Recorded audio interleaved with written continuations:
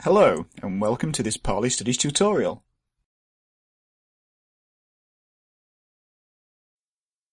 This is one in a number of Pali language grammar tutorials.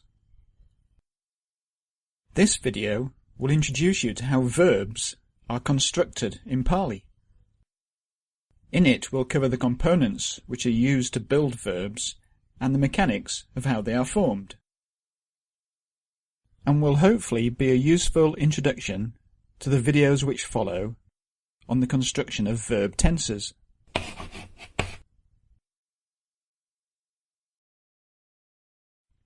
So let's first familiarise ourselves with how verbs are formed in English. If we take the example of the verb embark, this is the simple present tense form. We can say, I embark, which indicates something which is happening now. If we wish to talk about something which is happening in the past, we add the suffix ed to indicate a past action. I embarked. So we now have two forms, embark and embarked, which depend on the tense. Interestingly, English doesn't have a verb modification to indicate a future event, but instead places an auxiliary verb in front of the present tense form. So if we want to talk about a future event, we say, I will embark.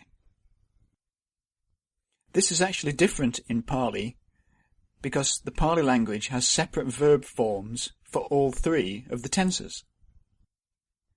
Now going back to our example, we can say, I embark, we embark, you embark. But if we want to use the third person, he, she or it, we have to say, he embarks. Notice the verb changes form again. There is the addition of the letter S. So we can see in English that verbs have additional parts added to them to indicate tense and person.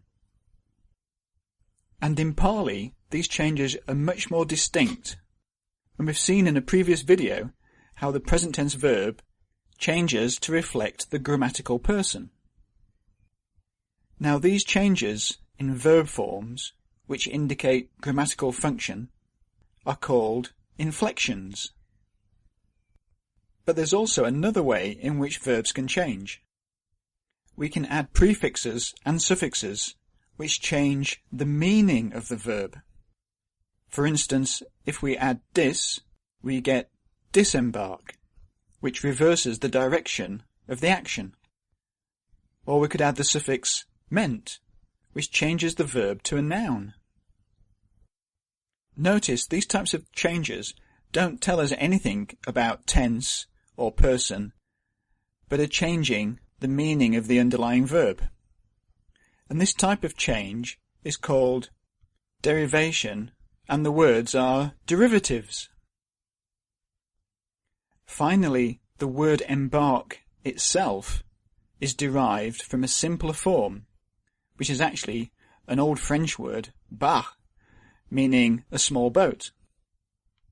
And most words in English have their roots in other languages, such as French, Latin, or Greek.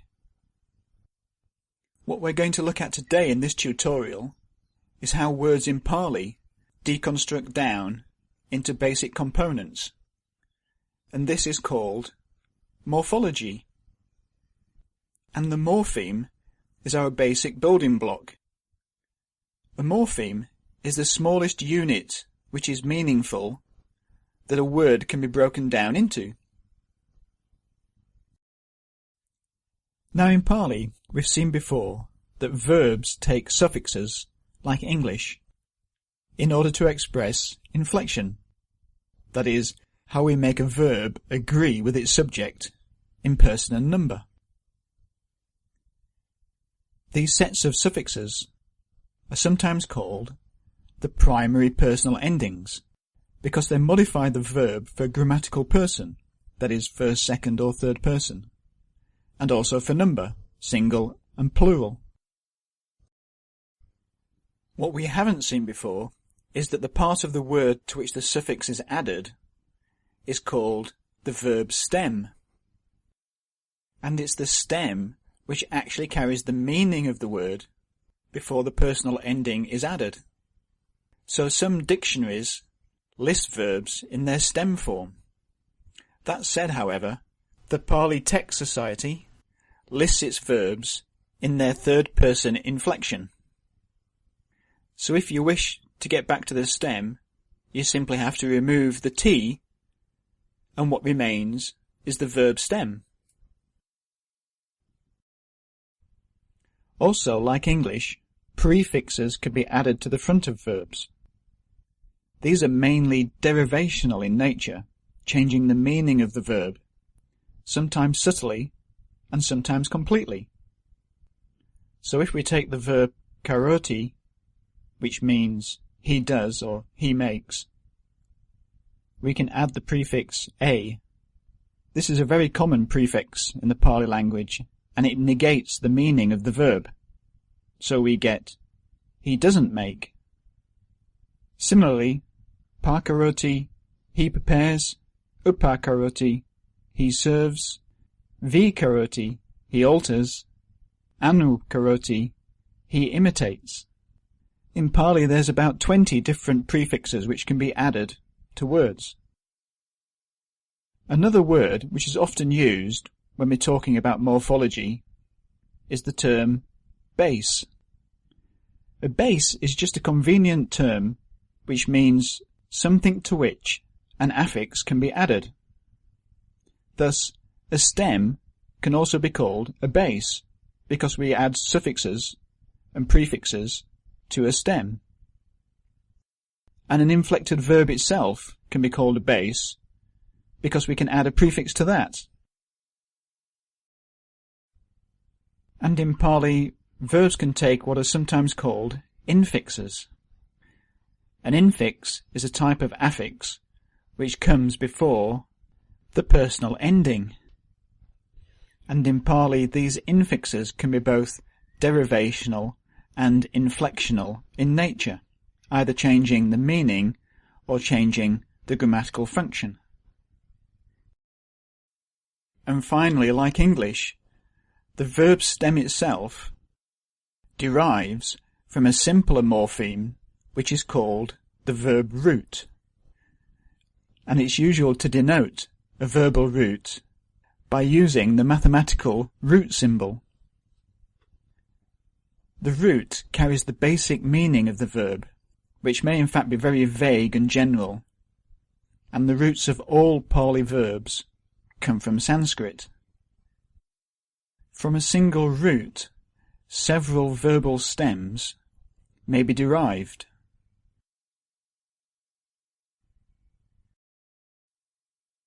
The process of deriving a stem from a root is actually quite complex and convoluted.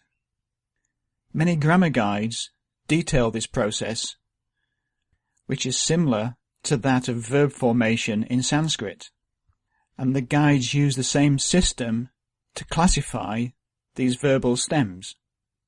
So you may see that stems can be divided down into 7 main classes, of which the first division can be further broken down into 4 subdivisions.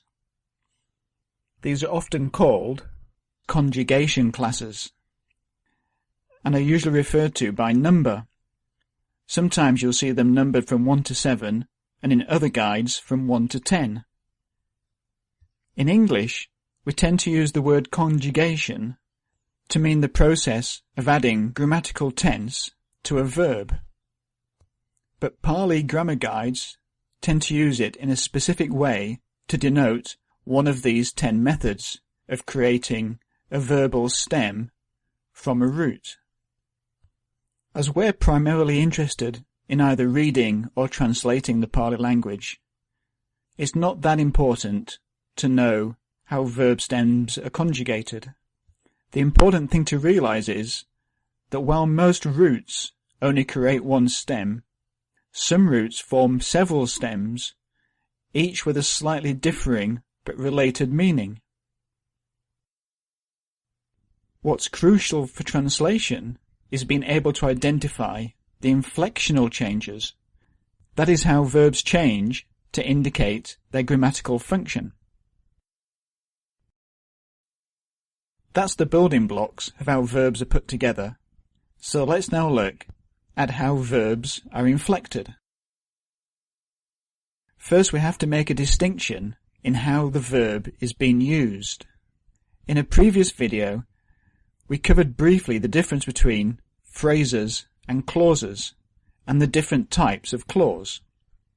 To recap, a sentence is either made up from a single clause or a combination of clauses. And so clauses can be grouped into those that can stand on their own and are complete or make sense in their own right. And these are called independent clauses. And those that can't stand by themselves, those which need to be joined to an independent clause in order to make sense. And these are called dependent or subordinate clauses. Now, very generally, the verb in an independent clause is called a finite verb, whilst a verb in a subordinate clause is called a non-finite verb. And in Pāli, these two types of verb are formed in different ways. When most people talk of a verb, what they mean is a finite verb. That is, a verb which takes grammatical tense.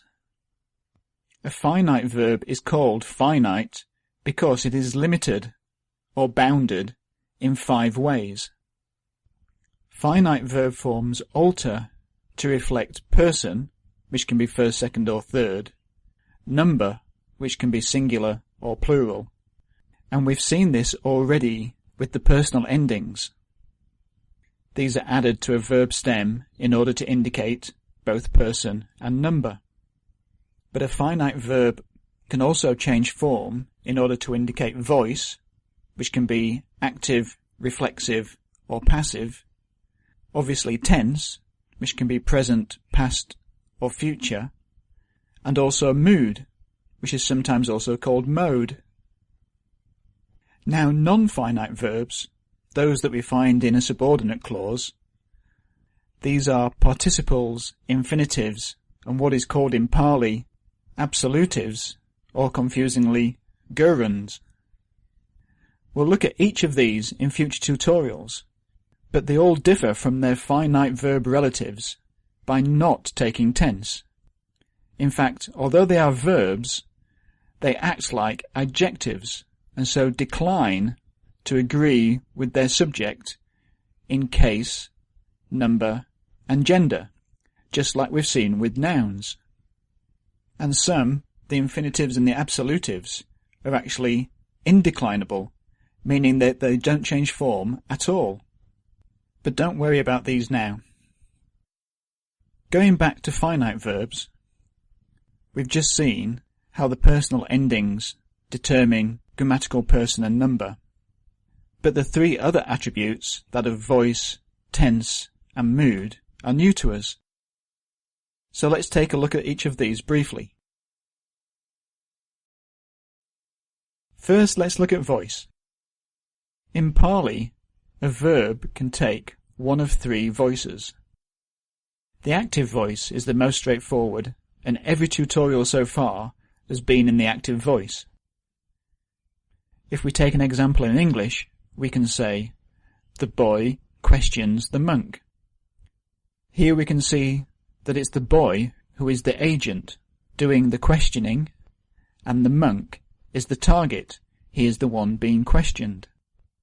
Grammatically, the noun phrase, the boy, is the subject of the verb, and by this we mean that the verb changes form in order to agree with that subject in person and number.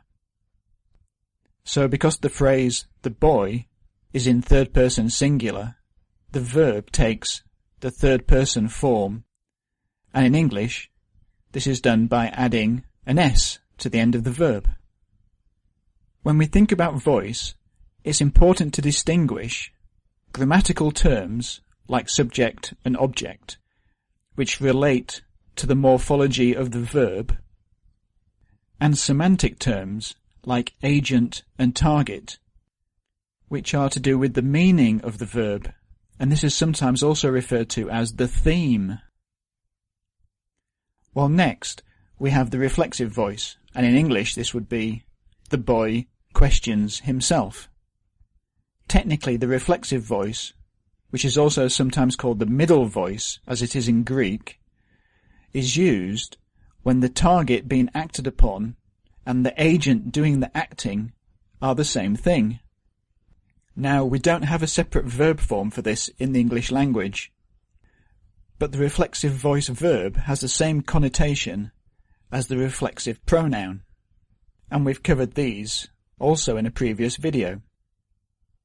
Finally, we have the passive voice. In English, this would be the monk is questioned. Again, English doesn't have a separate morphological verb form, but the passive voice is expressed by a particular type of sentence construction, where the target of the verb, that is the thing acted upon, is actually the grammatical subject of the verb. So the verb changes form to match the person and number of the phrase which is expressing the target of its action. Don't worry too much about the details here, as there will be a separate video detailing each verbal inflection in Pāli. The important thing to note is that in Pāli, the verb will alter to indicate each of these three separate voices. Now, we've already seen the personal endings for the active voice. To express the reflexive voice, there are a separate set of personal endings which can be added to the verb base. The good news is that the reflexive endings are hardly ever used except in poetry, and they have lost much of their reflexive meaning and are used pretty much with the same connotation as the active endings. Because in Pāli the distinction between active and reflexive has pretty much been lost. The passive voice in Pāli actually requires some detailed analysis, which will be covered in a separate video. But for now, just note that the passive voice verb is formed by adding the infix ya, sometimes with the preceding I, making the sound iya, between the verb stem and the personal ending. So much for voice. Now let's look at tense and mood. Like English, the Pāli language has three tenses, or time periods. The present, the past, which is usually called aorist, after the Greek tense, and the future. Now, unlike English, Pāli has a different verbal form for each of these three time periods. The term mood, or mode in linguistics, expresses a general attitude toward what is being said. The indicative mood, which is by far the most common, is used to express simple statements of fact. Again, English doesn't really have separate verb forms to indicate mood, but in Pāli the verb directly indicates the mood. So the imperative mood is used to form commands, permissions or requests. This is sometimes reflected in English by use of the exclamation mark, and a simple request by saying, let's do something. The optative mood is used to express potentiality and also for desires and wishes.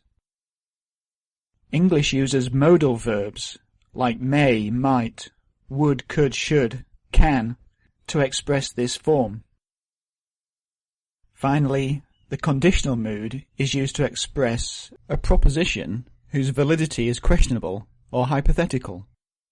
In Pāli, it's usually restricted to statements that are either false, too late, or impeded by something, and haven't come to fruition. So let's now look at how these tenses are formed. Verbs in the present tense are all formed on the verb stem that we've just been looking at. And because of this, the verb stem is often called the present stem.